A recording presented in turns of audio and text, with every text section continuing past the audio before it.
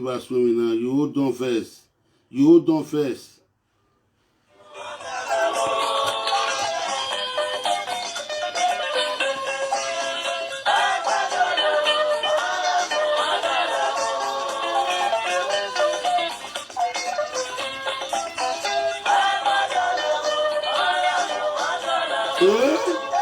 Share the video.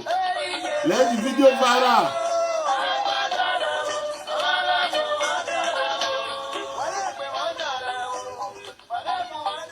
Share the video, share the video. I want the video to viral. You don't also be viral.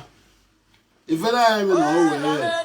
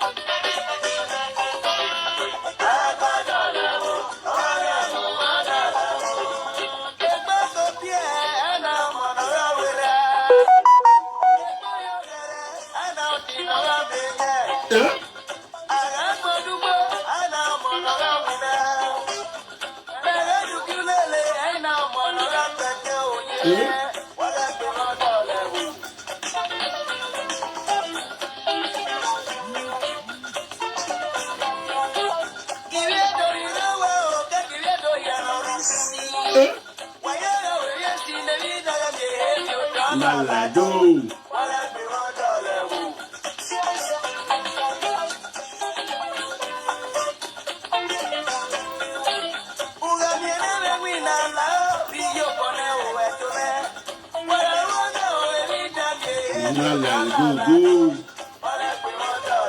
know.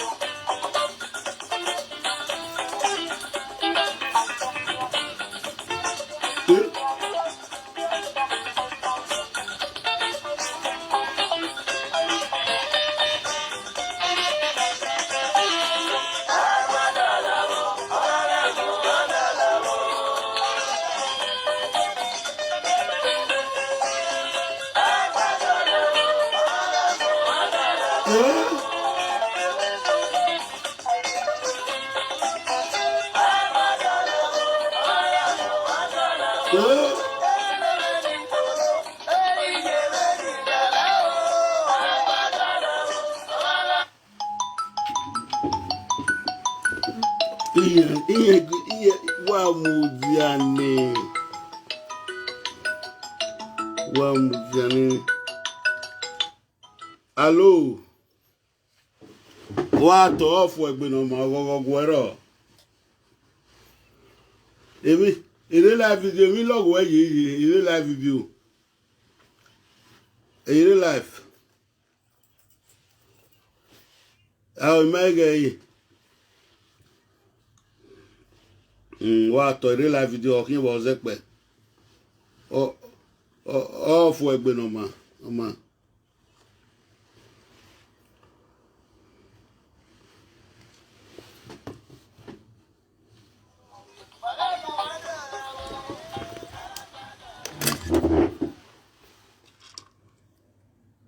Yeah, share the video. Share the video. Let the video viral. It will get to Vera know how to do it.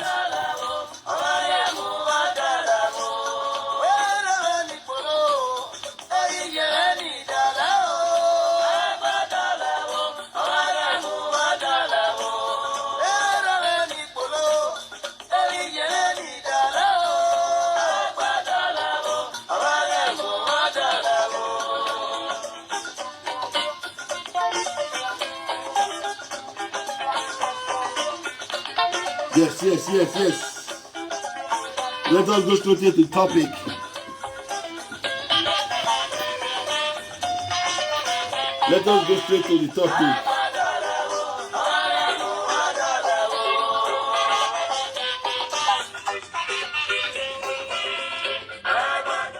Yes. If you don't know work in or is waya to him na agbo ama waya gbe wa yokpa o oriman wa na ye vabu oriman wa me no tun wa nu waya new generation prophet atiti no ki ye coviare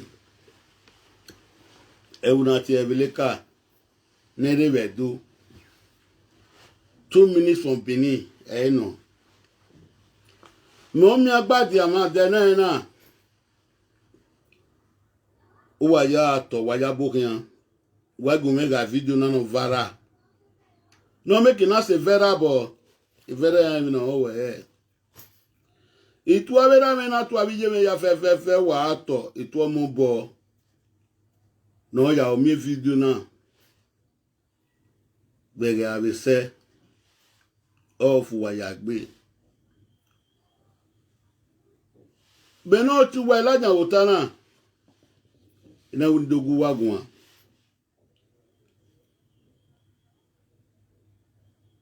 iya wa gbodo lewu aimodo lewu oyirima mapolo uduwugan edodoge ya me ude no de neto uduwugan edodoge ya dole doyi ni madanga mikela lado o ti ina pe wan ninu wa ina edu mi si no ga sunu we petunwe ni mani dote uwegbebo ebo yan here do modelize even ya modelize bible again the bible la don na biki yan here do modelize yan bible knowledge television na ni makana makpa je ope tuta yan here modelize yan we social media ina ro na da bege mi no sun social media o ma be ni meyi wa en so wani ya ọmọ náà ó lè mí sí asùnù ní mi náà máa lálàdó ní mi náà máa ládò ní má dá mi kí lálàdó ẹ̀ẹ́mẹ̀jì yíyá o ní ìwíẹ́dó yá sí oko mà sí rí ọpa ìwíẹ́dó sòwò wà ìyàwó mà gbá níní mi ìmẹ́rin ní àti mà gbá níní mi association ìyá rẹ pẹ́tù rẹ̀ náà ìwíẹ́dó ọ̀rùpẹ́ àdè ìyẹn máa gé ọ ẹ̀mẹ́ ìwé mìíràn làyàn gbogbo ọ̀nà làyàn gbogbo ta àmọ́ mi náà rí bẹ́bọ̀ gíyàn o èso bẹ́ẹ̀ kàṣẹ́ bẹ́ẹ̀ rí ọwọ́ mi bá sáàdé ríyàn bí yíyan bí ẹ àmọ́ mi bẹ́bọ̀ wọ́ o ìyẹn mú etí fìrò bí ẹ arára oṣù là àmọ́ mi bẹ́bọ̀ wọ́ o. Ana edo miewe bebo iyan review de vetene na mani azegbe ni madam ke lalado mani bi edo ma azegbe ni madam mi ke lalado ni madam mi ke lalado mani azegbe a group of people na ọpẹ na gbayan agbayan owe na gbayan ota ọmọ be ni meje me ba mo gbe niyan ijun obo ni age ohun noti me obo fake address ori ni ma so ọmọ be ni meje ami ni me hin ahun ni wo riya iye vania mu mi ari opa 10 o'clock wa kuwe ọ̀pá 10 o'clock be Saturday ọmọ mi meje ní hí ahun ni ro boto pavo kina gbobi ogwe o gbe meji oni o ka we o ma gba ni mi club ni awin aji imami won ogun meti list ni yan awin list lajan be na mu yan no ruwe boni yan no ruvo group ni yan we list lajan be na ina vigue ina digue ina hamu wana we ne dadoge ezo ma ze bi o mesi na mwezo fuwa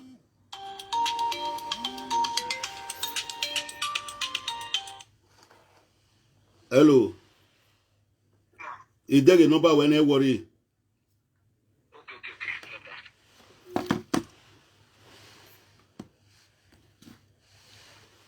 ina digwe na imi ana when ezo mi kinafu iya owi ma mi ni wu iya na ya form meeting ya bi ni aka fe me royal ma bo ya ka form ma mi ya form e royal rambo ni o corona yegoa omede umagba ni wa we form na wo yan elado wa lado gbọ́nà òpè àwọ̀ wà kí náà ọmọ ẹ̀dẹ̀ dé tíkẹ́ẹ̀tì ní wárí wà wá wọ̀ ẹ̀.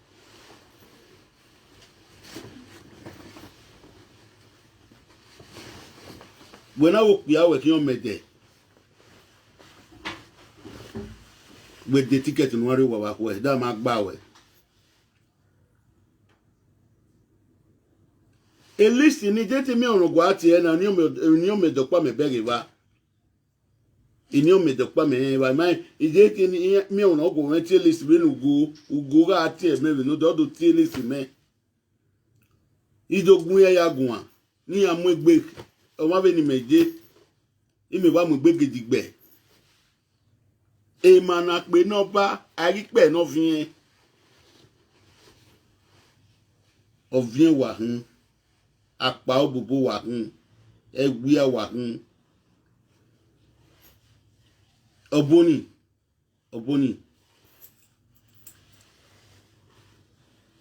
iyan ari bible iyan avio boyo to Yesu anze Yesu mo pastor beni alu ese ona call me a fake address or me fake address or wani oji èmi me na susu wa kin abe na so ogo ni wo gbera wo no go ati be odo ti list be odo ti list ni me ni awi list ni awo la jan be na wa biyan na gba yan awun atosi wake mu ye dogbo to be social media pe agade pe o wa ye na wona du me kan wana yan iyan wa pa no bobo no ro do bibi no ro be la jan be na sun iyan wo odo bibi no ro be la san la dian ozuonu makon iyan wo yan wo ni be la jan na sun oda yu nu ero ko yi wa ka me wa ko yi no we na mo majo mi ko no ne o kiyan we no ri o ka le gbe o we no ri le gbe de o ma gba no ro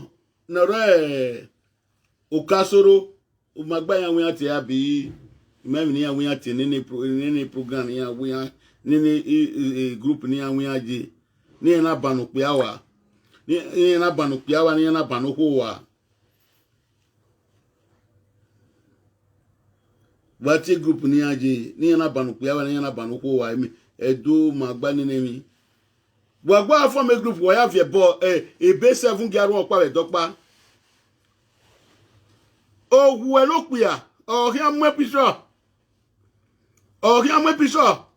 awa dia uno ya gwa le la ki amu merege go give me to papa go give me to papa go give me to my papa o ye tale lo ehan o mari ebe bore woni obona do fihan o mari ebe bore wọ́n tó sí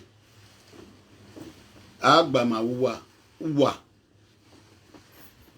gbena we vura bi ju ehin èmi no gbiju eni o ge nu ju ege ni o gbiju eni bini an wa se Zugabet all the way screaming bini an log wa se Facebook Zugabet all the way screaming e ma no ke ga re Facebook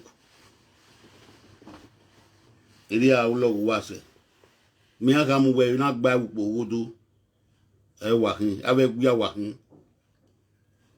so wa video na no vara mai swen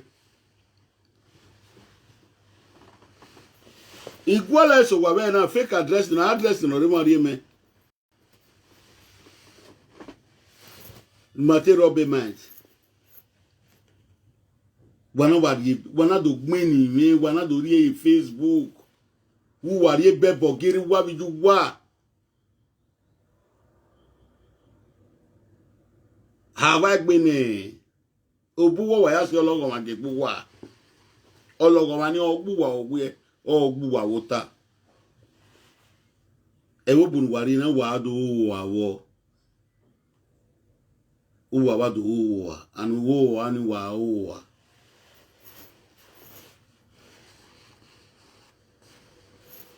wana yin ki ya agbe ni fuska shape wana vi wrong address yo wana do moye the whole world wana do moye Facebook wa di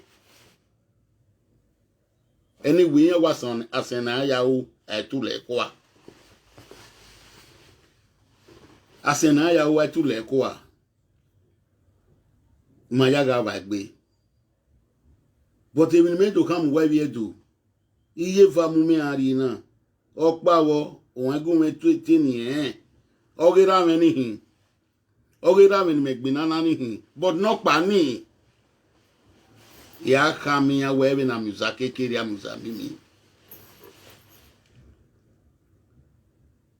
ya ka miya we no kohia onwanya ya ka miya we no kpuru ya so okpuru we ya so ya ta maya adobo miya we me ovi edo ya ka miya we zunu edo ina dobo ka we ovi edo ya ka miya we zunu edo omo no zunu edo ke we edo okpa ya ovi edo so a video na no wala no waga no vara no so boku ya no so boku edimofi no we da osa ovi otobo na gba ebupo wodo apaso bi no yipa gboro an iwe ni doje were akweri no o e mo ma jo because yan wi ya wuta no the woman che woro pa so o akweri na e mo ma jo uno ma jo ekwe no nu wa akin ari o kan le gbe sokan iwe no be ri je le gbe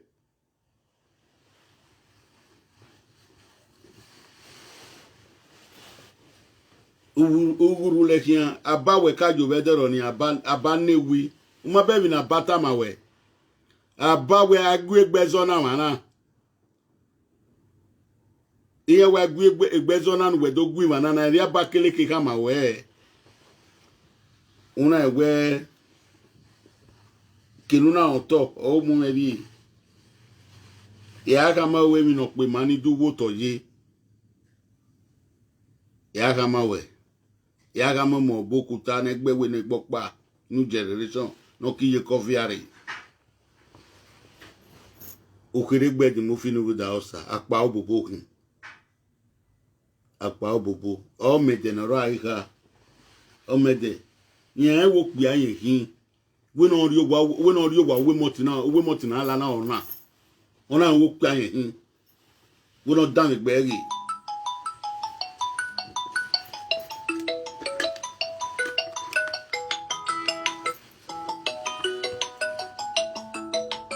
hello brother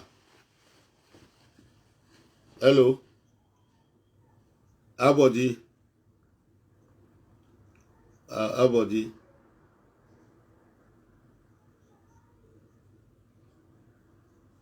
okay that account when I send for you send 15,000 put okay if I finish I did may you send and I make pay at the person account so if I finish I'll call you. May you know off your phone, I beg. Okay, ciao.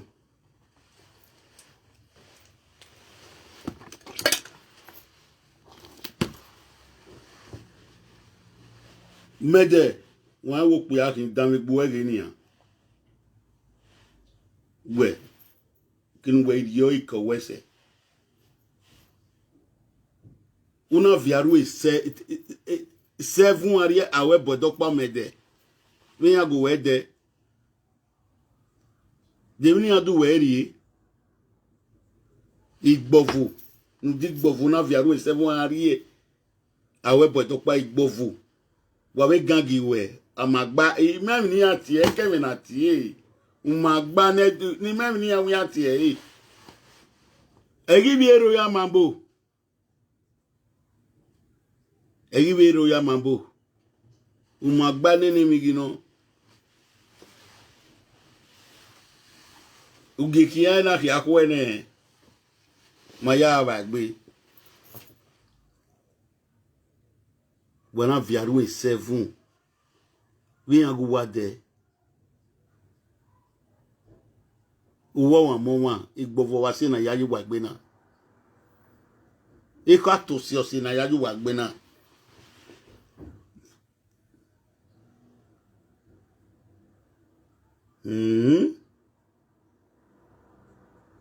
anyway meme aseni ya o itule kwa imada suwon 2023 okan fo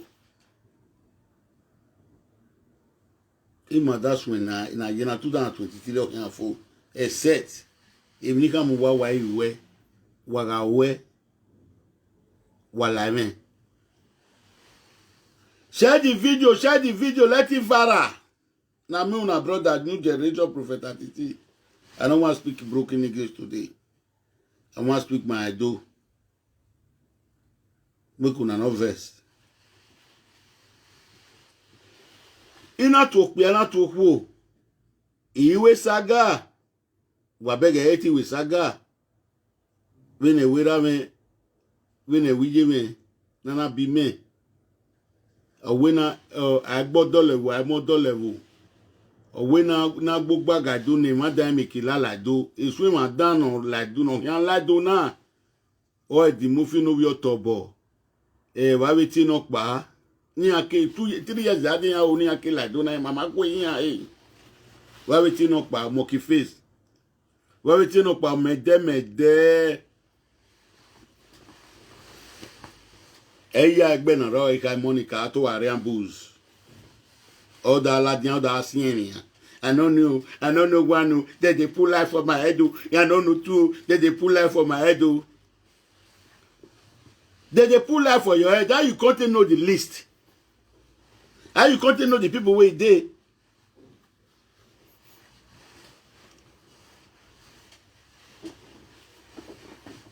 So they send a person where you call person. 9 wise pass. Not your one once on one. Ayelala ma don't call me. Me go answer am. You know don't see where when you go reach your juju place, when you go tell out juju go they call the people where call you. You go buy something, you go your juju ma ayelala ma go buy something, you go take out the cause the people who ma buy people go they cause them. Una never see am.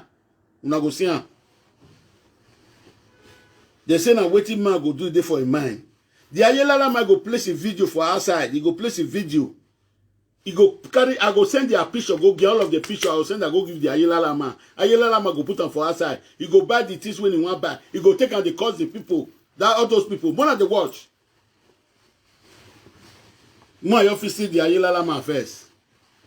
Me with I go talk. When me with I don't talk finish. He go buy things we want to carry. We want to cause all that magba people. The cause where they want cause their papa, where they want cause their mama, that man must cause them for their head. Now me they tell you now. If that man not carry cause all those people, all of the picture, that's why they find their name. I don't see their name. I go enter their whole profile. I'll carry all of the picture. He go reach that ayelala place. That ayelala man go buy things. This matter go reach palace. Oh, say why?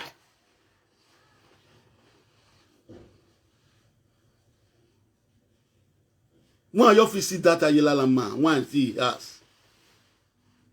This matter all say why? A picture why you no running. Yeah, saka ayala dia. If you get ayelala man, as if they do, I go there for my stone side. I go there for my stone place. I go the commander. He go take us, kill all of una generation.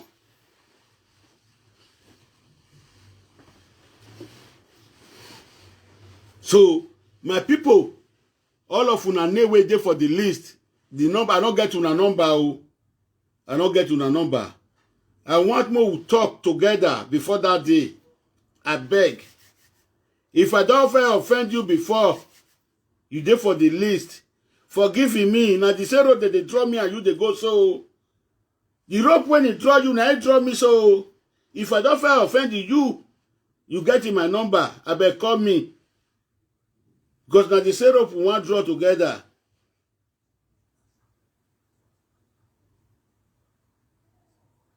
Waiting they plan with their head, they go take their head carry and we must let Ayelala he must carry their picture, go cause them.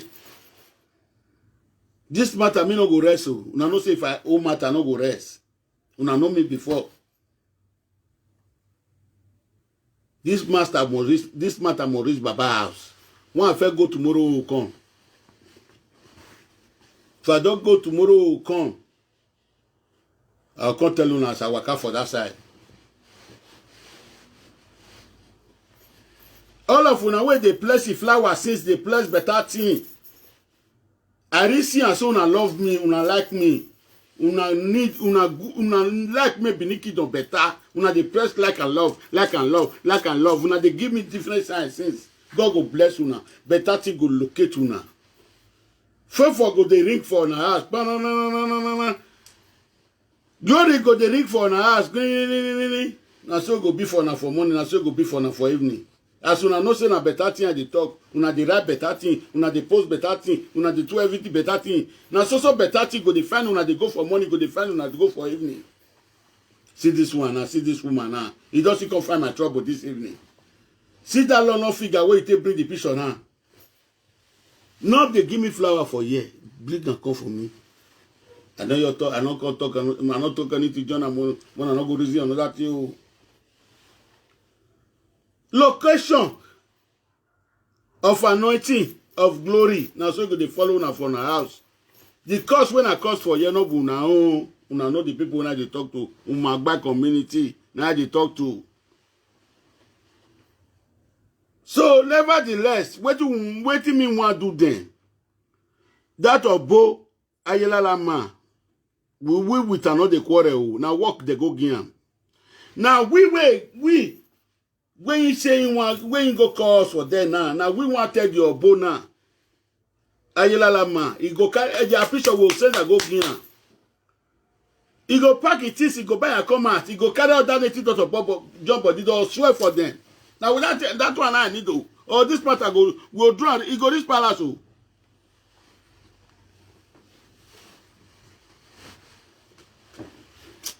When you don't give the message, one look whether if you okay, nobody's 1 hour. Now don't say me not to the tea. Now they come out. So make una share the video, make it viral, may reach viral hand. So mona kuna no verse I not speak Oyibo, mona no verse I not speak Oyibo. I just speak for Edo. Edo is very sweet. Edo is very important. That's why they tell you now so wagazedu. Iya wuru wagazedu wamaze Edo mezena. So different way now people get to repair their papa land. Different way. So the way me go to walk towards now me the walk so make una join me papa and mama. No, we make sure say we defeat these people and we don't defeat them. They be rat. All those Umagba community. You know what? They don't confess now. They don't bring the name come out. Who go fit call the name for me? May call me. May call me. Why look whether I go see person where they are available. We go fit call me the name. When I feel look whether person where they are available, go there. Why check this one?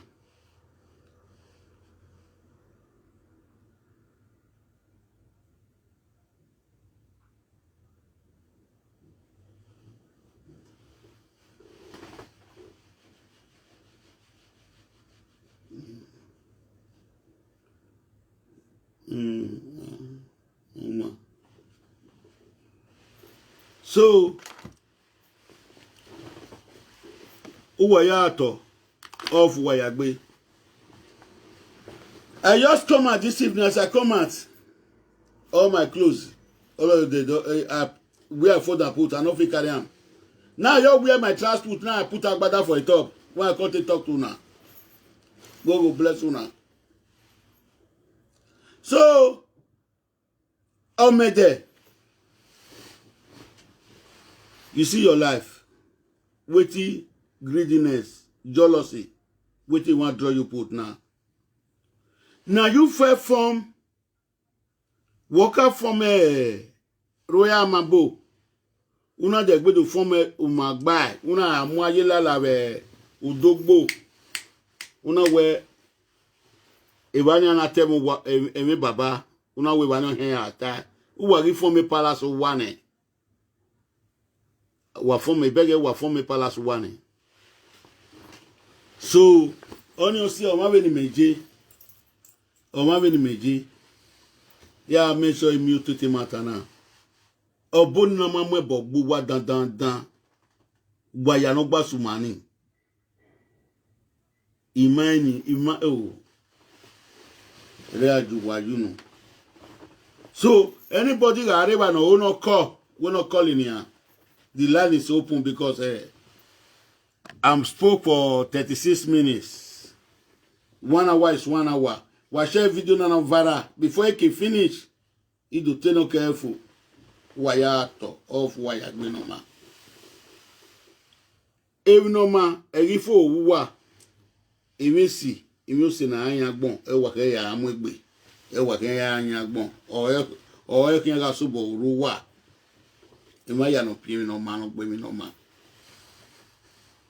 E ma se ye were ma o. No gbe mi na ye ma. Except yan no gangan yan. Even na mwe bogbo chief, iye na chebo ni chief ukpia, iye na chebo no ukpia, iye na tino wo, iye na tine, wati mani no mego no wuya mwari lo dobe dero ni, iye na ya atataki mwe. Wati mani no mego no redo ni u, wati mani no mego no redo ni kafte osa. Iye na egele choni iye na ye pe mi yokpa ni ama iye na ya atataki mwe viere.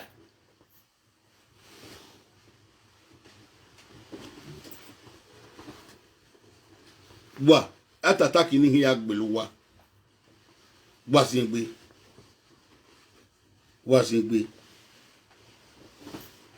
awe wia awo mo no wa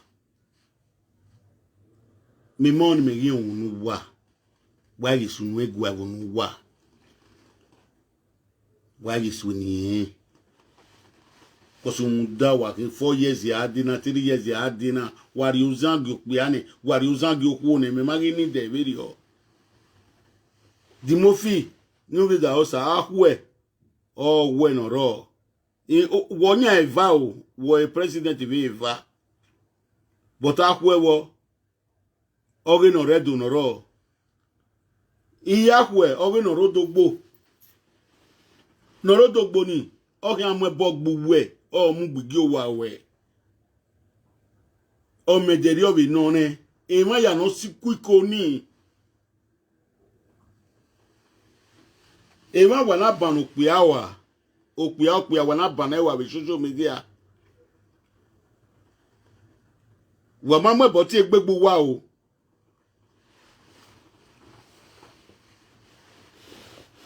wa ma mo boti egbegbu wa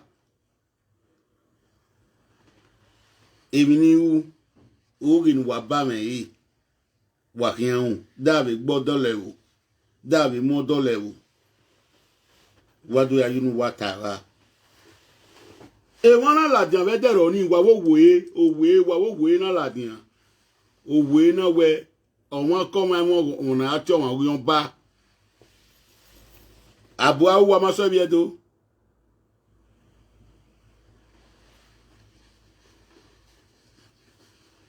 wana amwe bo wana wa gbe family 7 wa gbe 7 family where 7 are joined together nobody can try them oh. Where 7 are joined together nobody can try them oboni owu wa ya fefe oboni to gbe owu wa mame wa singbe oboni owu wa ya fefe ogi owu wa mame ye amu eve ye afieve le lowu wa eve akin aga le lowu wa kege wa ya jo wa na fi we la wa ni wa dv ni okunu ro wa ipeno ro dv okunu ro apika ore iwe owe la jare pint wa segbe ya ka mu wa mo bokuta bona ije bia wae inu dena ka wi me ra meji wana ri odogbo wana wa o ma gba oboni na wa aiso okoko yin o ho agbe o ho no ton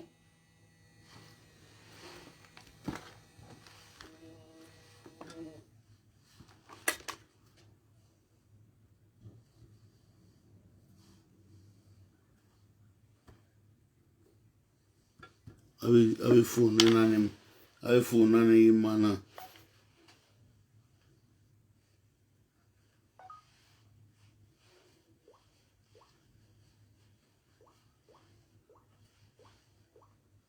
share the video, let the video viral. Share the video, let the video viral. It's very good way the video viral.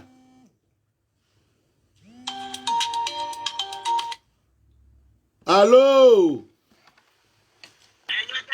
What off we gbe no ma?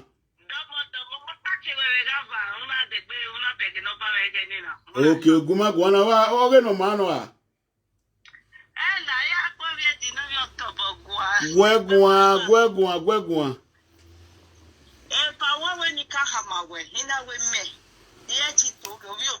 Understand?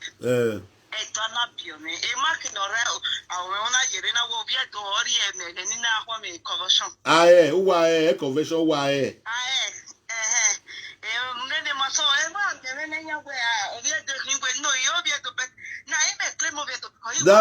Damio ni te ko ma we. Uwo vie do zunu eto na ovie do uhui. Masoro we se do na do masoro na ovie do. We se do se. Go general make you go no there. You don't have to know how when you coordinated boy. I don't understand. Daddy, Imam bed of bottom. Ya tama when you pa. When you have what you only tama will be public now. But so many vieto. Ni me o egile busi asinye. Nye vujo moge. Imata wa me kinya o. Son pas. So ya muje nene auto so juju place. Mwe yo top oni omo kin ake ario otugbo ma nya ha me awunye nye we gbe ni. One minute. Idami owe iyo we yo go me. Awunye to back ni. So na me we eke Facebook awenu kere bo. Uja tell my so Inyana do form a group umagbale do.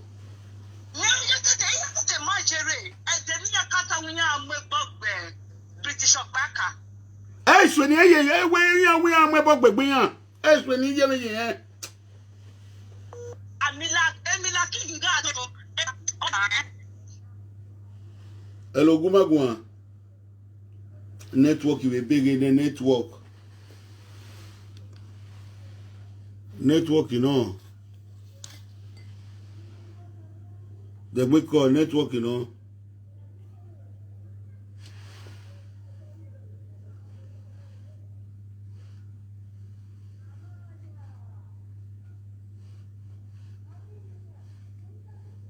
They need a we call a network, you know.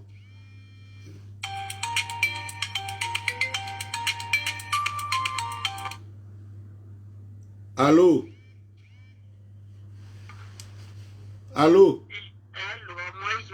What told you booking a genuine speaker again? Go aje.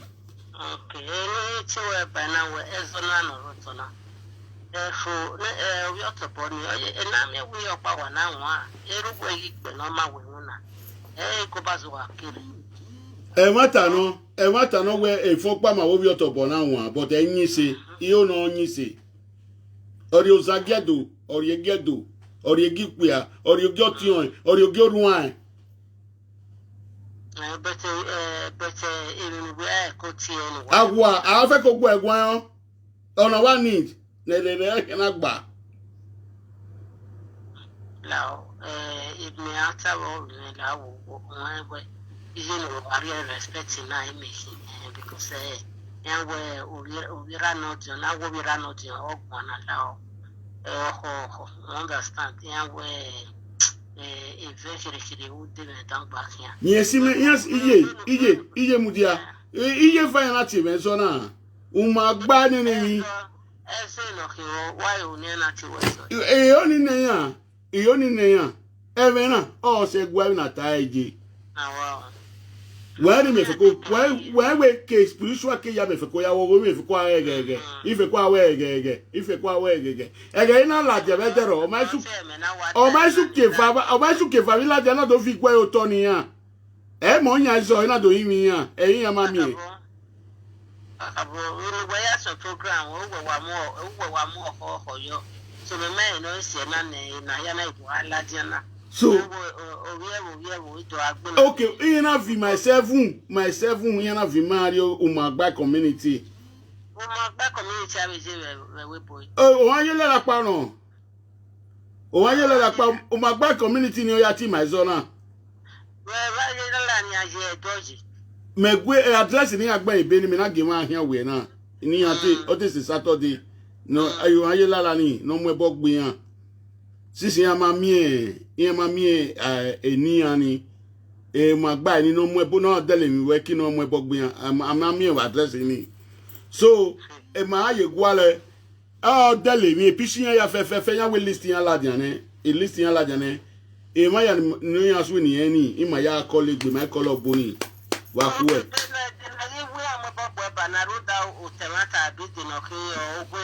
iya we gun ya we ni onyu me dan ya ni anye ni me gigun ayo. Social media is meant for everybody. Anybody can talk in or on. On our return, I return. I'm not saying that to us in the okay, you know what? I always 7 area we but dokpa bi yan agbele family 7 we dokpa.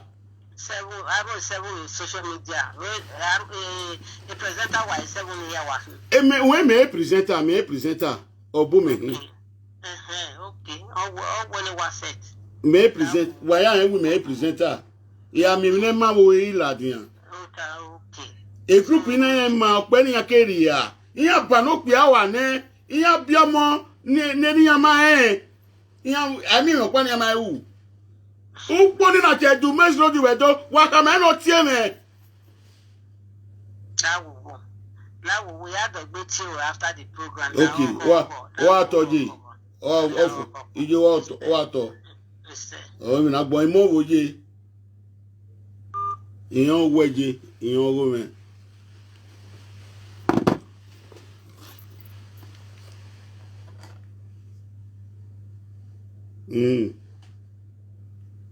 Nti sister ni were gbe, ban sister ni ga gwan yan ban. Nti sister ni were gbe.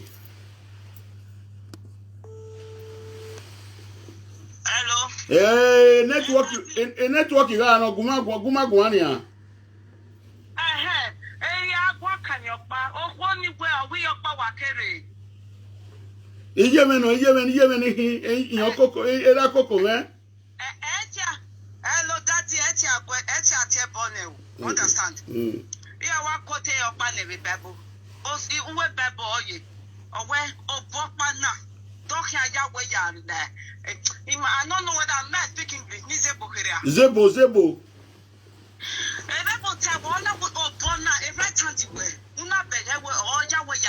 If you want to make you enter fire, you cut it off. Or boy, no when you cut it off, you or not be work or walk and cut off. Understand me, Tamawena. Hello, daddy. Yeah, ya me so wonu. Ya sal.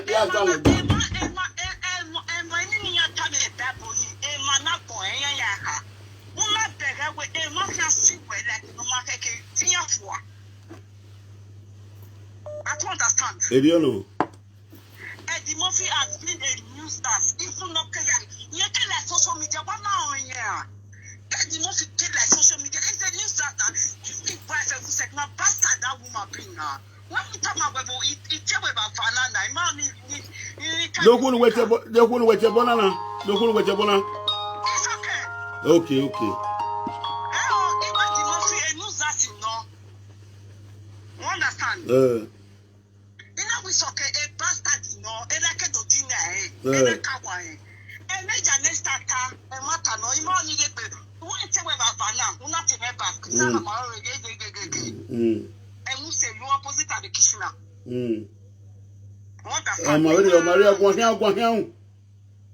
So, daddy, that's what they want to panorama baby. I don't understand. Any social media, why type of social media? Don't need my own my book.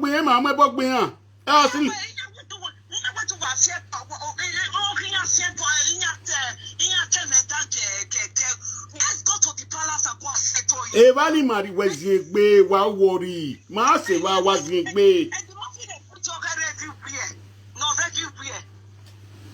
Imagine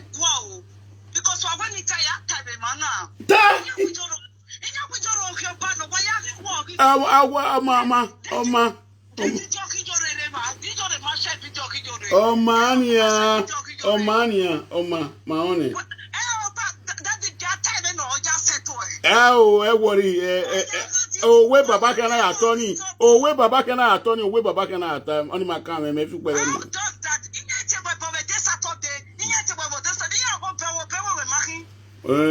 You winner, yeah, you winner. I pledge for you already. Davio, you winner. What were you Friday? You Sunday? Yesterday, you why worry?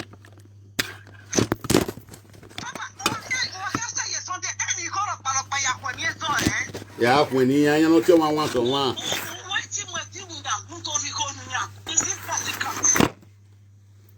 Yeah, we don't tell my once.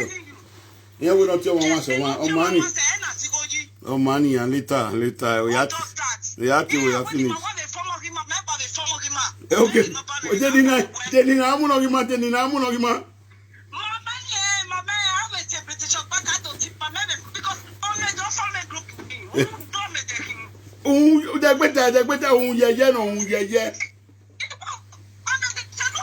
yeah, no what apa. Listening wala jaba. Listening wala jaba. Listening wala jaba. When I was at this year, me I'm list here.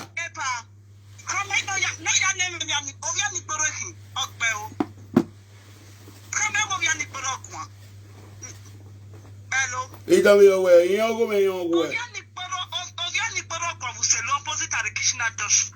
Oh, hey, Tafo.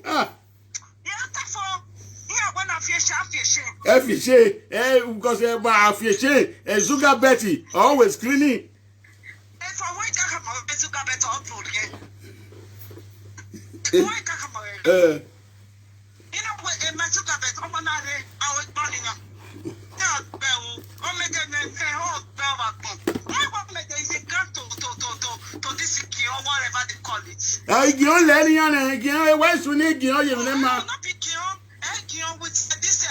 What did they call it? Family.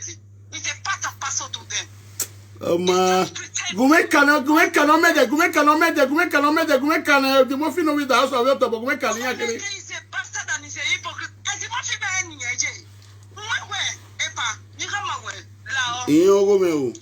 I made deco. I must rough it deco because the muffin one of him. And I said, I am a deco. A piece of deco. I always have a fake account. Davio, even me gay, or my so the Magualano, even Magualano, in our group in Davio. Eh, Nakasia, family the Murphy one, they don't abandon them. Ask people where. Why when the Murphy lose over? Where organi will make why organi because one no more can Nigeria or everybody can lose why only but with the more few no. Oh man, I'm also here so the next person Anna my call him Bani call everybody know that waya bokia waya ato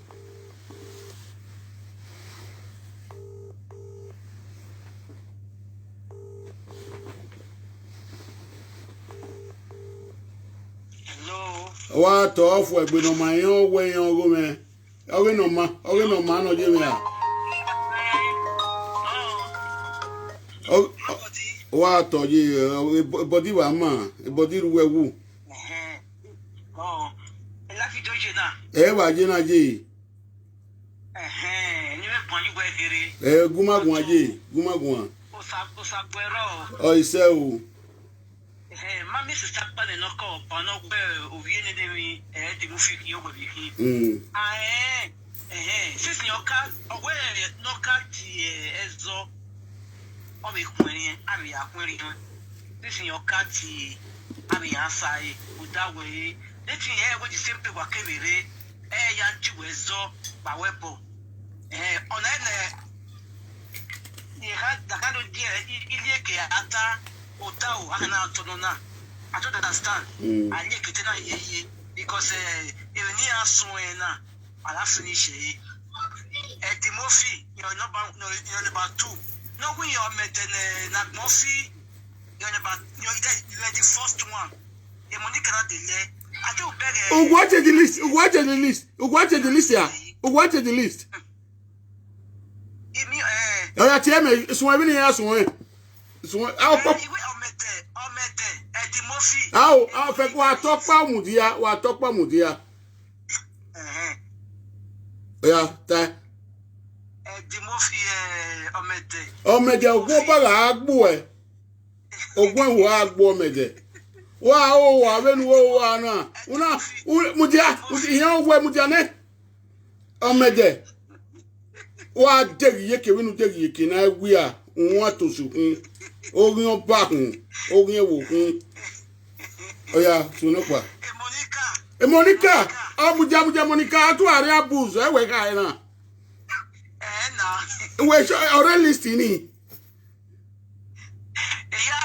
Ọ̀pẹ no kewu, ọba no pe wa ne, ọba no kwo wa ne. Obiamo no ma era. Oni amu picture. Ori tie, go give me to my papa. Go give me to my papa. Go give me to my papa. Mujane. Obi je meche me bisimuna. Ni kage no tane. Hello, in your water. We are so 1 year. A year fire not in Zonia. When we are somewhere, so I make him message to work 1 year.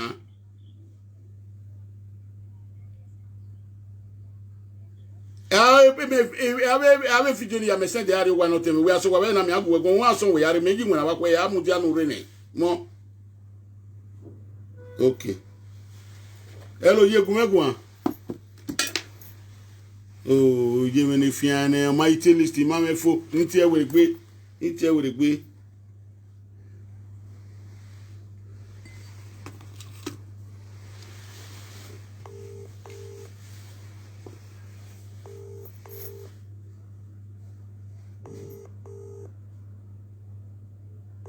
Oh, ya magimu no tie list ni me fo.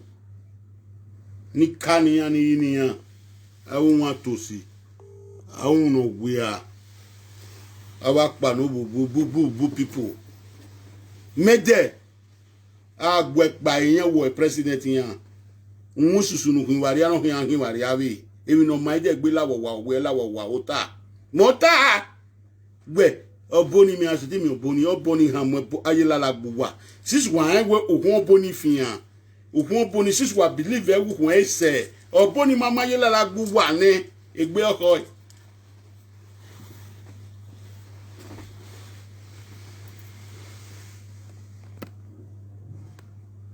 una okwo ne list any ere list ni ina ka offend you in any way ina ka to we you egbe in any way ina ka temata you egbe in any way la wo tie me Ima amwebo gbogbo ewobo eyan wobo ima amwebo obo ni yan amwebo gbe yan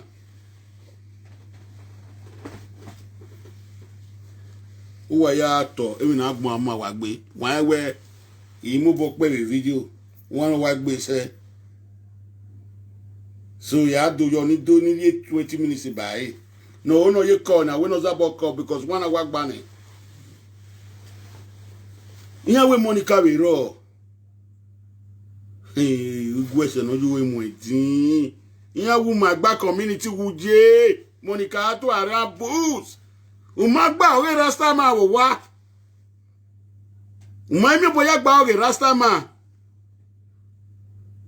Omo no gwalere na omo picture go give me to my papa, go give me to my papa. Umagwalere.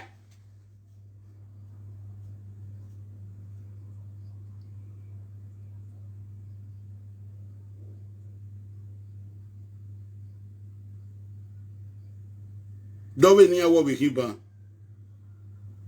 Dove ni awo bikiba. We ni ado chelist mame.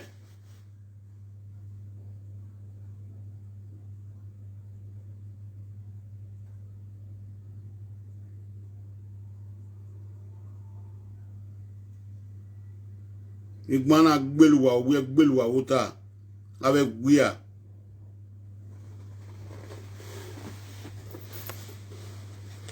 Wana atiruwa bijuwa ebowa awayilala.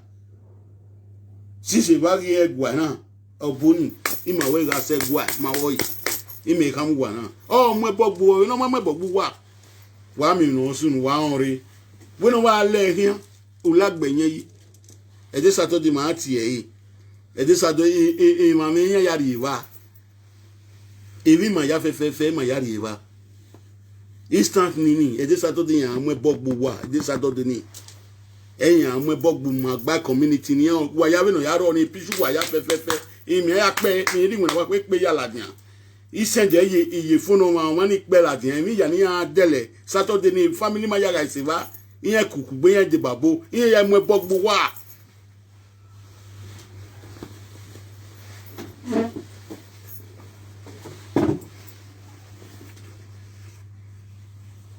Ere ana jugwa yunu wo ere ana jugwa yo to ni mi no ma na yo wa mi ono mo no we mi no ma wa onu wa do orupa yo eri wa te onu wa ya do rupo yero wi omo ze yo o sama ku eju wa wa gwa li flex ri me no do si won me gbovo gbeluwa wota ana hin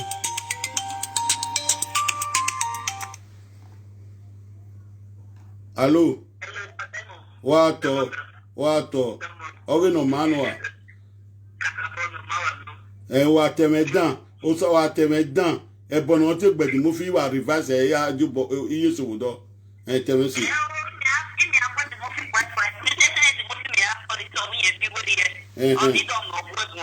gwegun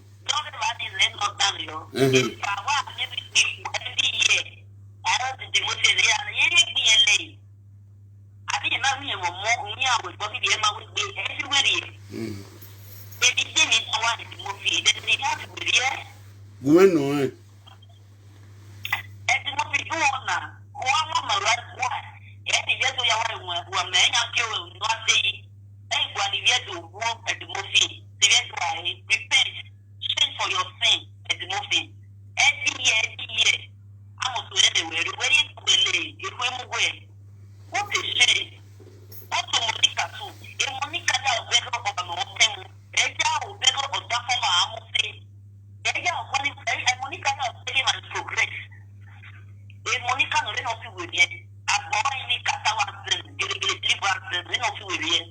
o ma no tamu wa bedero o we distracted TV yana hin ivo yan hin Lucifer no manoro me hin o me ki ni tan se Monica o wa te yo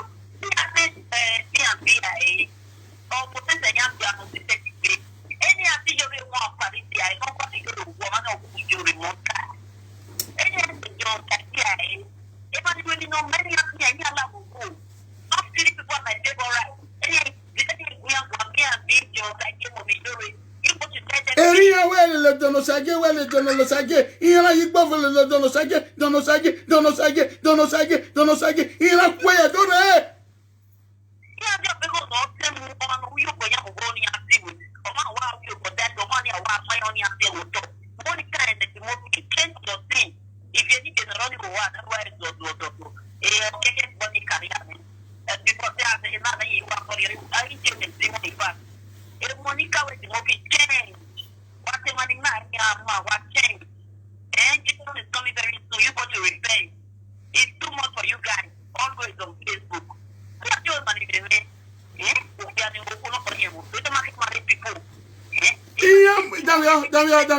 Damia. Iyan we yan go me. Iyan mo pe ale ezo paga ya mo oku le zo paga ya mo eso ne pipi. Tiri mo sika kan me wa ya la diana o. Iyan mo mele iyan si me kan e ya. Emano mano lele me emano mano sapo una no lele me ke no bege we o se na ya sa tamata new generation iya fi ya ba ya fi ya sile ya oboni ha mo ebogbun ya eboni ga eboni ki ati ni o kan wina eboni ki ati ni na o kan wina motami viedo kemo ki fesi oboni ari episode e ba eboni ki ati ni mo ki fesi ti ni ya Okay, I'm winning now.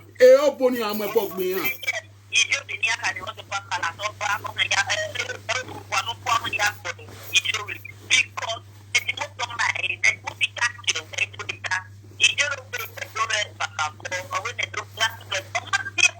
Damn, why gas winning? Why gas winning? Or Maka win, you wa. Or Maka win. Or Maka, why gas winning? Ye be me now. Oh, why gas winning? Ma.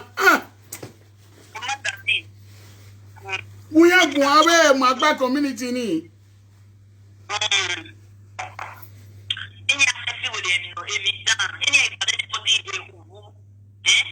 Evin neya na ni ari nu ye o wa no kware e me neya e ni ari wo ya wa data la te ni ari sunu o wa no kwa wo wa ti me wo wa record de wa send egu me iwa bi ladiani ya No problem, Daddy, no problem. Meme topic, me presenter. Me na your meme topic, me presenter.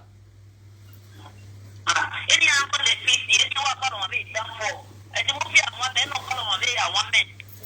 No, yeah, I went poto, he didn't get my way. He didn't mind the movie. Mujagame, I didn't get the movie my way. Mujao, he didn't get the movie my way. Do a man, no man, wagay.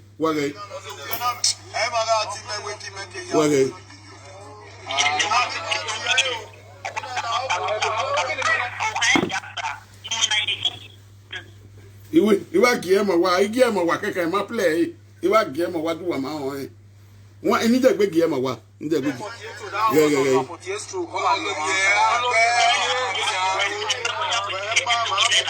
Area game wa say you dey big do wa ru ye game wa gbejesi yo. Do wa we ni ye wa gbejesi yo gumagun agun amagba kan mi ti gun agun sister.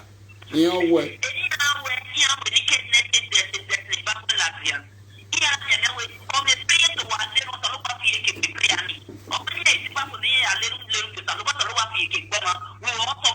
Sister Nora ya wala jana je. Iye we sister Nora la jana we no je ya egbe. Amebo no kun ni re o. O ma gba ori dada wo wa o. O da je I don't know.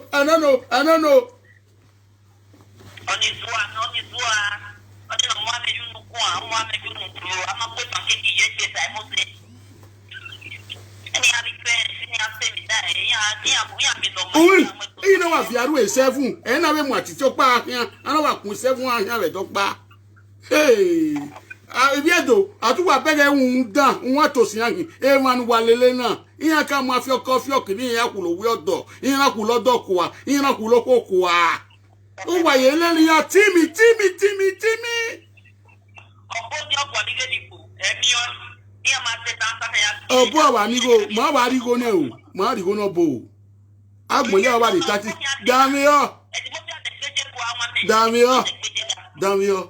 Damio, Obo 30,000 times 7. He calculated and around 210. He sent the egg your terminal. Wow. He sent the egg your terminal. Damio, he go ni mwe bogbian. He go ni mwe bogbian. Obo, alele ari ke ya dele mi. E boni hin ati eniyan kan se. Ya se gbe mo ki fe so sun eniyan mwe bogbian.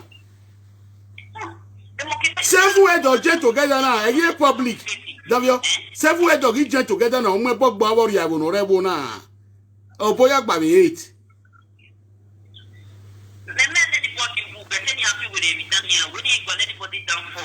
Ya ga mo bo we no ya tie wheelchair ma oni ari wheelchair.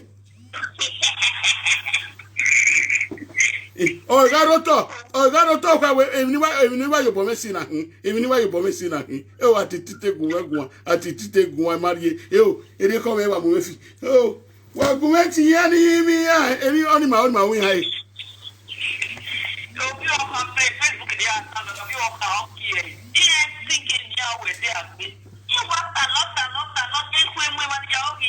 Omaje owe se ya je pe owo gwero yan we yan go me o imi fa gwero happy flower yo o amu flower gun me okay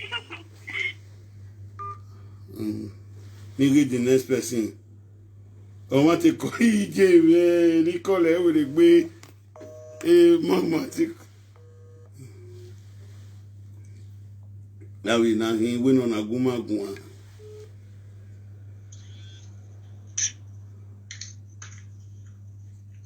Allo. Hello. What off we gbe no ma. Isake wuwe o domo. Domo koji. Yeah, we like video ma. We una we na be give na.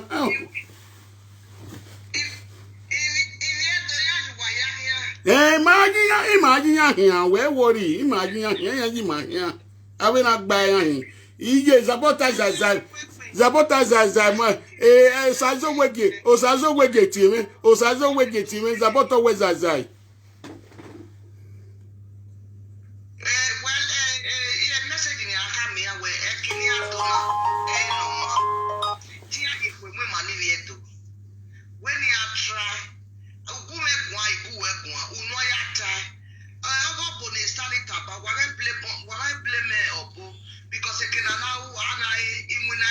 Damio ye ima ke oboni o ke mo bogbiyan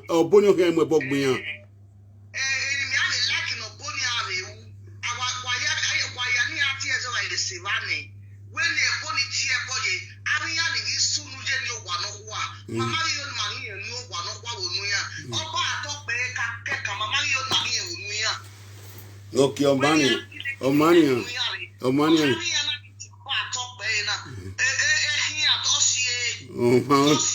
Maone.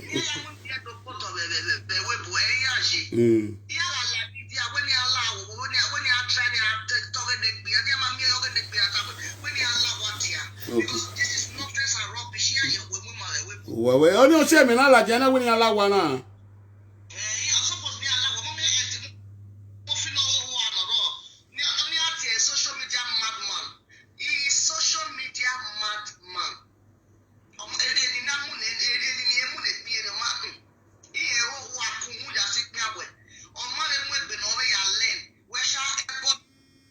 Mujale ya kole we gbe ni kole won kole me na.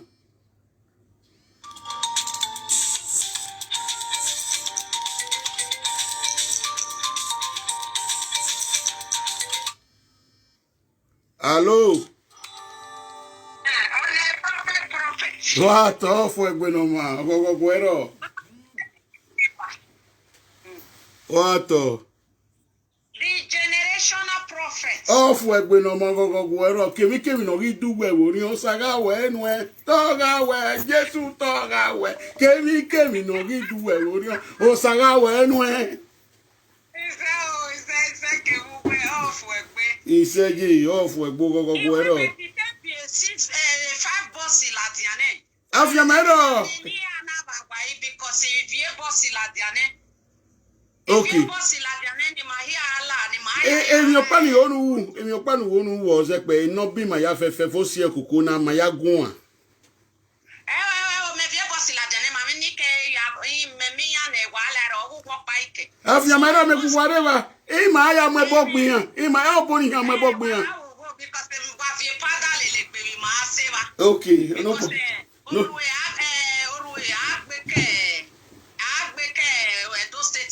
Okay.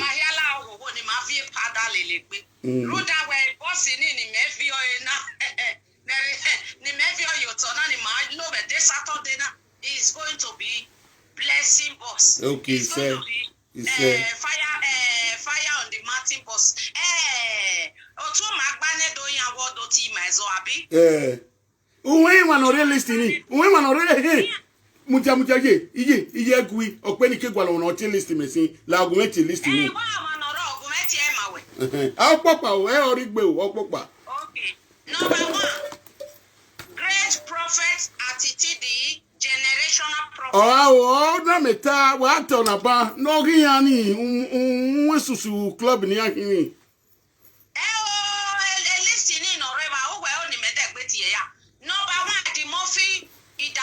Mujane Edimofi nu daosa obonu ti eni obonu ri efie ni mege ni oboni ami obo ege ya mo bogbo we o mu gbigi wa we uta eri okin aje nu e ti no pa. Number 2 wenita tie tuari agbon no wi tuari o meme ije oni no bi omo no gwalere no te go give me to papa ije ki one of Holland. Na gba upo wodo. O ma mi o ya gba ora gbe ara. Number 3. No ya get la topic mo make ya go Italy. Oni o pa bo. Me ma oni. Which is one of enemy. O we ro. If home of madness. O we ro. Iya, I think I work pokwa. O to ari abebo ni kini ya. E o mania. E je so je ma gba ya. A o no boju nu eta taking off here.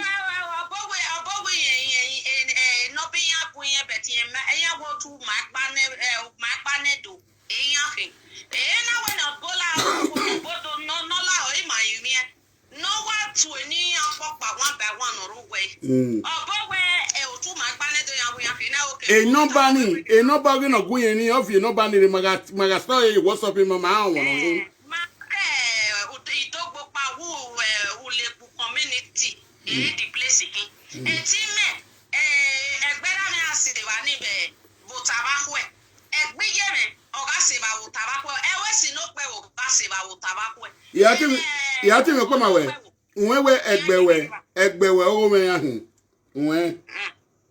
Me wa cover we pa. We manage no we ki o ma. Ato igi. Boss sitting in me fi o eni. E faraga no pe. Okpa wo no pe wo. Okpa we waste no pe wo. Okpa wo go no pe wo. So riya ya die, ya so do wa ho. So oriya ga se do oro gu e Saturday. E mai keti ya ma de ni eti di ma wo do wu bi aje bo. No ma. Ni ma mi na do ho ni. O da we. O ke ti o ma na we amajo. Ato. So manivia do ni ko basi onore we bo na ni dole bo ni re we bo ne me pa na ne me ma unu I ma hia fe I ma yo go ati o wa be ti o salo ko abe ti ni ka Ma gogo ne ekwe mu no gi ma ne igwasi wan ekwe mu no gi eme ne gwaswa. ni me gogo yi we e ma ni ado pe kan ni ake gbo sayan me balance no ro e bi ado sopo be ku no ma sopo ni ana sopo and the kuna can finya ya so boloko. So my nani atie na when ni ma atie uleku community bopa. Iye ko wishi me wa ni kini odo teme no para we bo wa yo kun e ba so ni ma ya wa akin. Okay oma. So meta mi ya na we iviji me de bete gbera me wa mu ti apapapan yan se ba ni. Oma. Egbeje me mu ti apapapan yan se ba ni. Eti ya we ati my so ma akin ni ma ya kun ni. Eri ono ni han. Abu we no ro we de ma fi ama we manage no we ki ma ro pa. Okay, we se ye. We se ye. We bo no re we bo e ma na o we ana make a call ni beti ya da me ho bo wa. Okay, we se wa toji. So ni ma ya fe bo si se ni o bu ma hia. Yoji. O we gbe no ni ma kere. Ni ma ya bo ya wo le bu ti se o ma pa ne dodo ti ma so. Mo ba to se ka ni repeti ota. Ne me pa na ne me ma unu. Ya we ya ti ma so be. Roda we ma tem mata. Ke na po do le wo to ne do na mi ana he. Isi pin wan ya ba ya ka finish de pe do pin wan we ni ya. Wa to. Ona ma ana he so agbodo le wo to ne do. Denu ma gba ne do. Ita mo Angela la no de la wo ra me wa fi yan latin. Meti do kwanye without me mai eni e ma no ma gba ne do ni. Be no ma fi yan la je yi moto ke ya na se to ay obo ni ari e la dia. Because 5,000 ite we ni one biscuit ai wani so ma le ba ele pe biscuit yan iwa kwaye lala e biscuit e sweet sugar me I have your year training normal so mama need take body because e man me bi o de ta le ba ele ni yan because my eating your biscuit e pe biscuit your ma wo we bona wo no no kwaye lala ma ya mo epene we are ever ready we se mo epene Rita mo epene ayi ebere ba Jennifer mo epene ugo mo epene me no sawe na ga so we gene o money ni ra he ni o mo epene ayi ebere ba mama Gladys iya we mi ko ni ya si ogwo ni tebe la wa ni inu ayobo dirty inu ya dirty me tanania unu ya ni tajo we ga na ge mi ni ya we this Saturday ve tege we pada ma agbe latin abeba. Roda we oruwe ko agbe no si on. eri ono We ma fi ama ye magun. We ti gbe Saturday gbani. owe seji o ma Bi ti pe we wenwe o. o ko yi Anybody know what am we ekuni we iyo ma kiye go cover we. We mani no se do mariva. Okay. Mariva ni esta talk show ye vereba itebe mi ami oni. ije ya we ya we me ije ne o ya no wata pa mi ya we start to show ro be wu na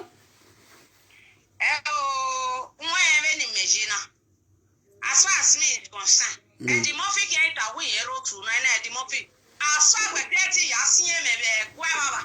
My planet on Wagana, this year, no talisi wa no talisi so sa bo ade pa we wa yo gba wo man wa yo gba wo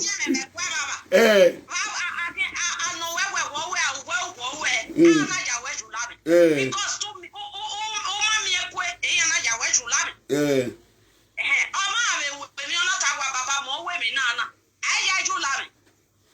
eri ono da me na awe yo ya de lori ari zo e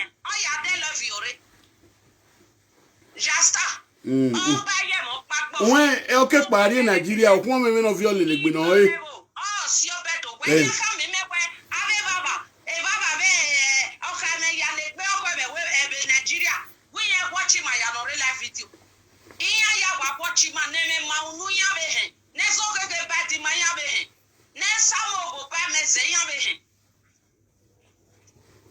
you know so what to you negative because of iyan me fi pege no se me debe me awon sebe yan na ama we ti afi pe ari Edo State ama we ti ado afi pege eke ni ma he obo kan su pe bo wewe ko ji awo sori o weji bagbona when they agbere bo so mamu egbene okay ite we jo net ya beti yebe to egbere me we mama we me no ma pade so we are mamu egbene bagaji ke manakpa ibiere ni ama iya we ya ego ni ya de mo bossy iya pay yo so bo ade bayan o pe ari no o hori no mudia o pe ari no hori no ri donate in Miami boss ni maya ami o magba community agbon we ra ma we magba community ogboko yanje okay okay Jenny community wa ti yan community oko magba gone community magba nedo community o pe agire wa magba nedo community o pe agire wa ko gire wa no rigore ni Miami boss ni maya amiyan agbon we ra ma we agbon ta ma we wa jo po wo ri manu wa ye fa wo ri manu o kan le lo e kan e boni tie ma we enu ni na wa o we no o pe ari no ko no zigo na ya mo boss o fu we gbere wo we o fu we gbere wo ta o gogo gwero o senu wa oji o mania o yoje o we seje ewe si eri ono ji okay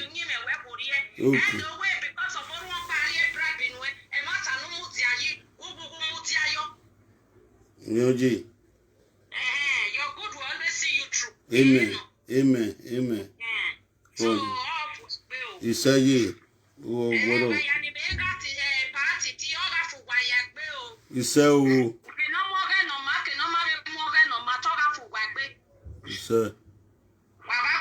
Kí a jẹ́ pẹ̀ yìí. Okay. Hello.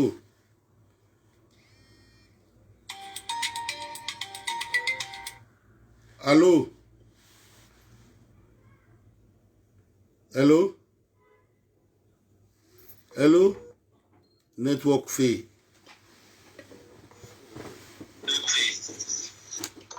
Hello. What? What off we no ma ogo no a. Ogo no a. Go Not the same people, that same people. A Jennifer Collins, you reach a 10 or 9 people. where they put? Yes, I was Na say for afeno, na say for me afeno I go call us I go wait me find the right people. Na say for me afeno. Jennifer Collins joined for YouTube yesterday. Even recording now. Everything we take call and go for this thing. That one don't pass. The second one, no go no la. Monica, me right here, Monica. Gambia. Gambia, Gambia.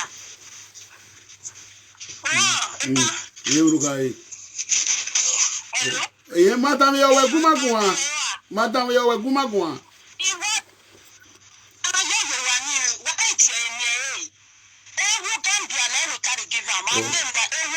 Okay.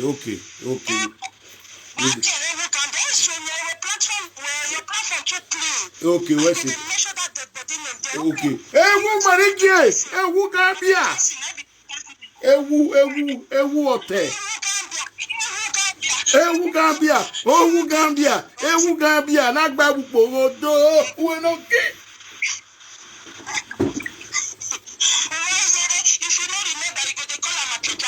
Okay.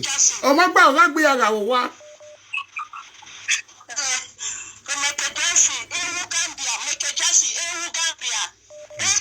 Muja, oh, ya call we go sazo wegi ko. Ya call we go sazo wegi ko.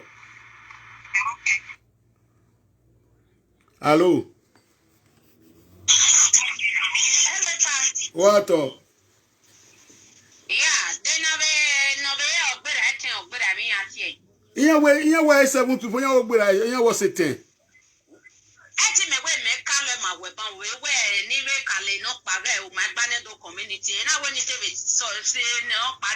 Okay, o man, ma wa yan yawudo, agba. Okay, o man ya. Awa yan yawudo, agba yan yawa so do. Iya ko you know, inwe ya ye cut wa ko e, ya ye cut ofin ani. Ya ye cut wa ko e.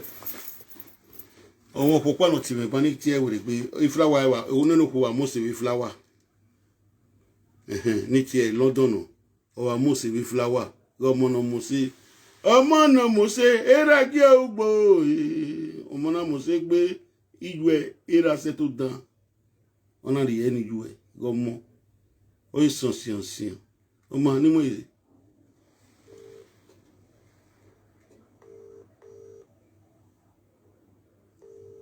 ọmọ mu we go to the next voucher. Let us go to the next person. Sisi mamu. So we miss the call the next person. The next person. Okay, why you not cut? Miss call and nika delete yakwa in case of my way na call. Yeah, I made a mistake. So, sister.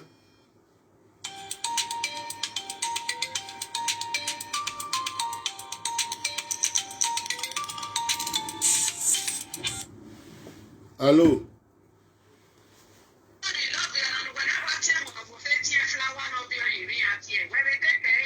Egwina.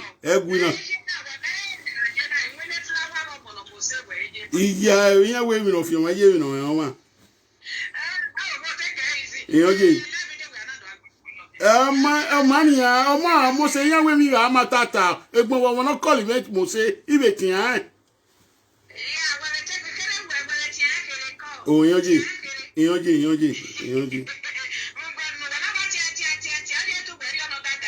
Agwa, iya inwi na aje lala we mo fi omo won na ni ma mo meje o. Okay.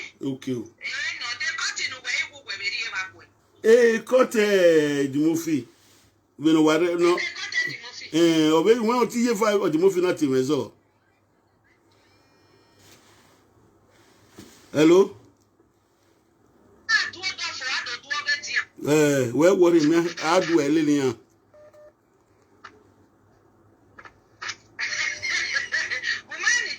Idan yo.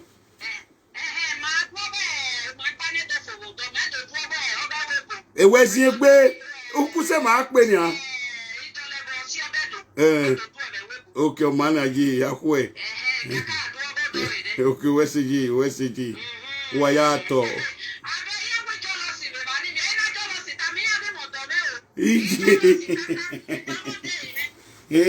Jamoni o ije me jealousy.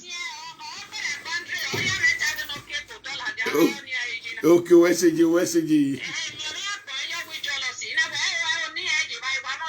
Okay, wesiji. Call you. Okay.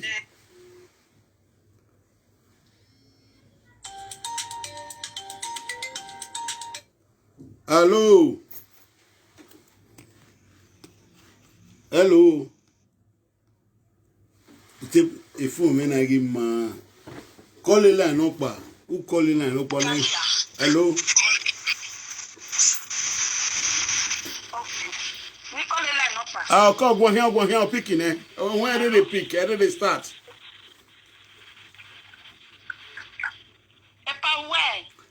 Go here when for me did they start? Where did they pick? Okay.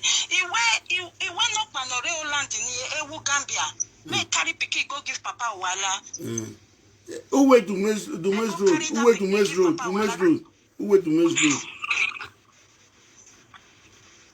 Where? Who wait to Mes Road? No more get to Mes Road. If you remember, we're not calling up.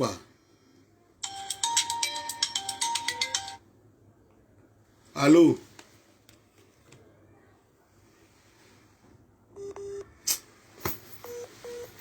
Emma. No, Panore Osra, bingo. Na bingo be name. Nore Osra, no running. Bingo. Okay. You know bingo, dog. Okay. That name be that one name. Okay. Bingo. Oh, mania. Bingo. Emma boy, my planet the way they take so. Emma boy, better you might be the note. Bingo. Me. You guys killed this Saturday. This Saturday. Meow. Yeah, Wana ya swini me wogobo. Okay. Oh mana. No whether they call bush rats. A bush rat. Only very it's still the society where they do the evil gang. A bush rat. Okay. Medicine go sell am for am or post and go give am a go. Wagume we wiki kuwa yo okuno fian yo ikie. Wagume we.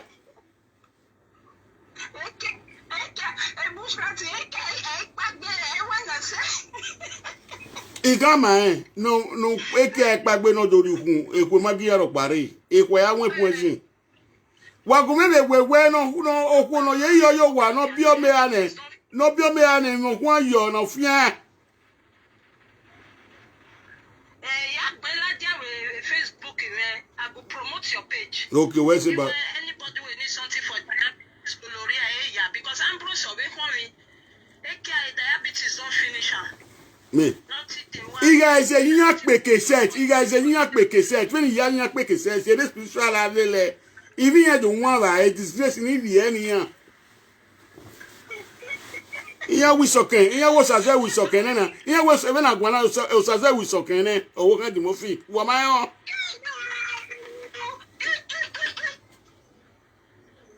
Why? Here the movie can't back there. You know the work. Because in ye wunie edimofi we ye ne jenisi we ye ne so I was as if we shocking I was as if we shocking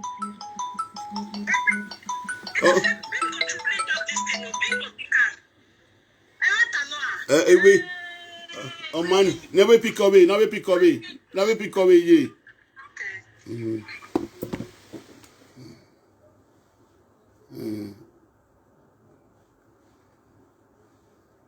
Another way color. Lady phone yo.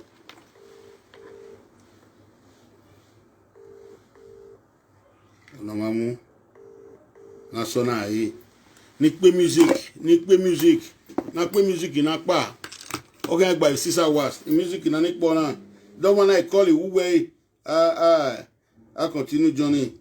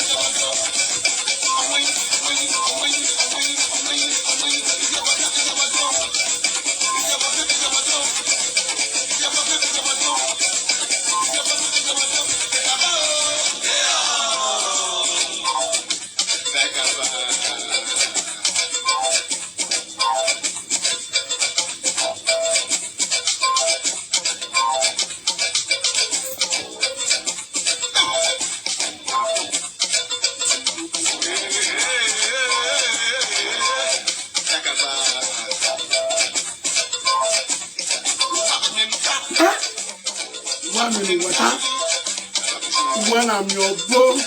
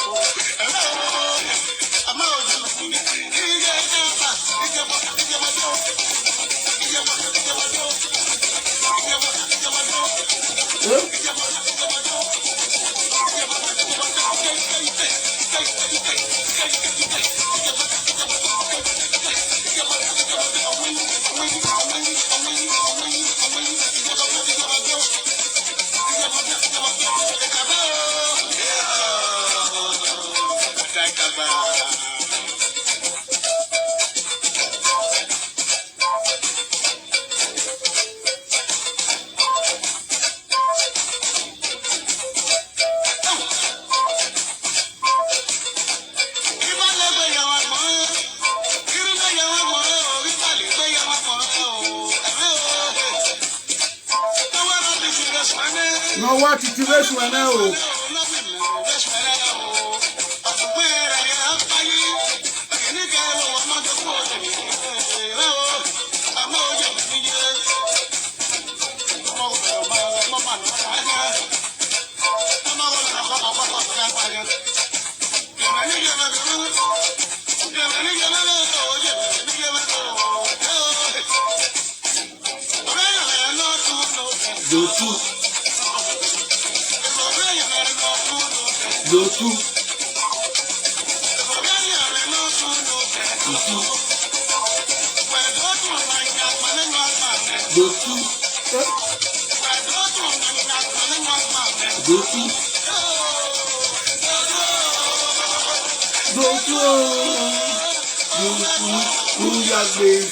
Side.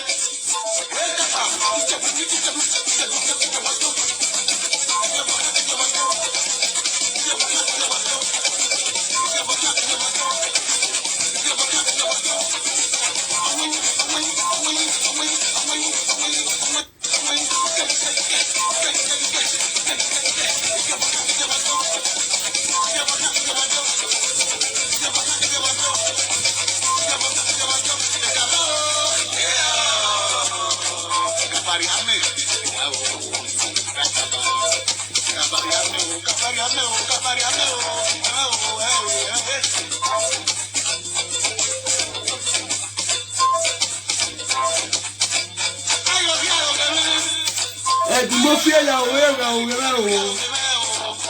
ọmọdé yoga oge na Monica aya oga oge na o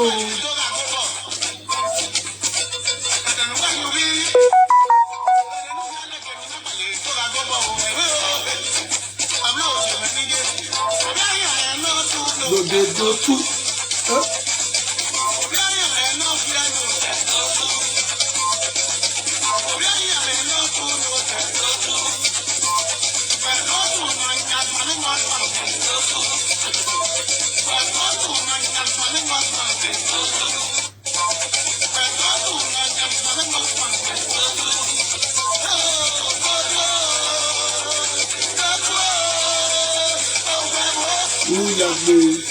side.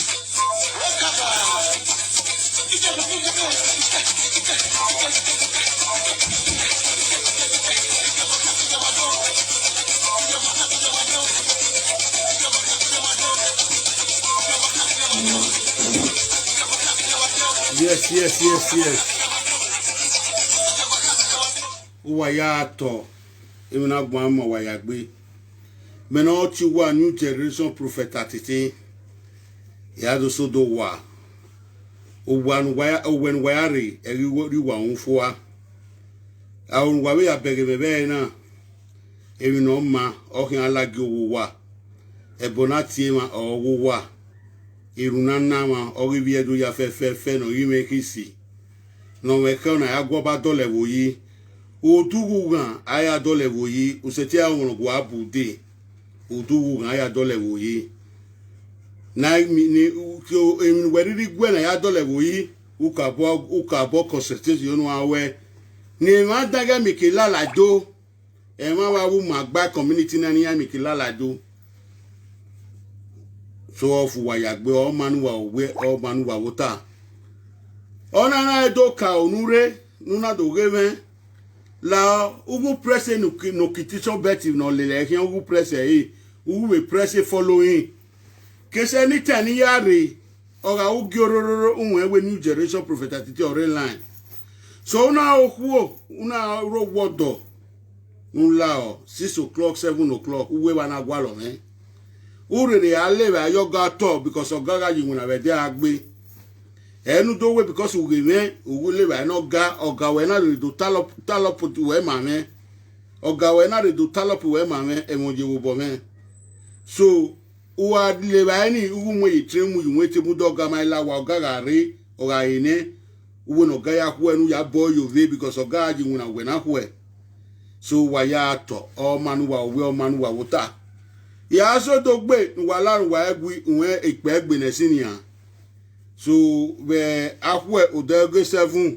ya ye ladin ame kenidi ya ye koti wo we ya ka ladin wo we ndo si wanu wa iwan ya pe nu wa ido pe nu wa iwan ni wa ya si wan ni o iya ya seto iga ya seto owo ka ku mi ami wa o ma be new generation prophet atiti e ku mi ami wa ewe na na bia me no awe ni nwan tie me ya mi boya kwone ni nwan wa ho e o waya tough waya gbe waya ki o wi e o akwo iwe no